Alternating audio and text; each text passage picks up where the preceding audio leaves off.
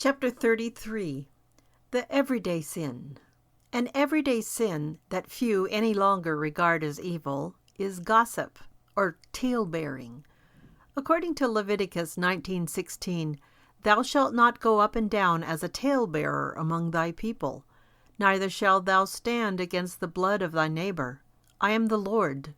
The second half of this verse tells us how God views the matter. It is a form of murder. A good many years ago, in a valley town, an elderly pastor had a problem. His wife became ill and bedridden. It was June, and he hired a fine Christian high school girl to come in and look after his wife in the house from 9 to 5 daily. Since she lived out a ways, he picked her up in the morning and drove her home in the evening.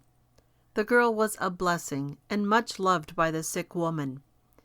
However, one neighbor thought it was unseemly for the pastor and the girl to be alone in the automobile daily, and talked about it.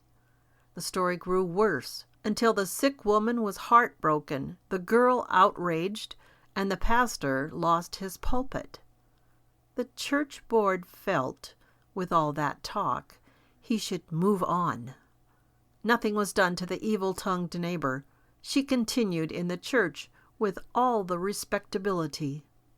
I could repeat this story over and over again in cases all over the country. Nothing is ever done to the gossip, while the innocent suffer. I heard again a few days ago of a pastor who was wrongly accused of the misuse of funds by a board member. Although he was cleared and the board member shown to be a malicious liar, the pastor had to leave, while the board member continues in office. The Lord sees gossip as a serious offense, similar to forging a charge of murder against our neighbor, because it's a way of killing him. If we do not take God's word here seriously, we will face his anger and judgment.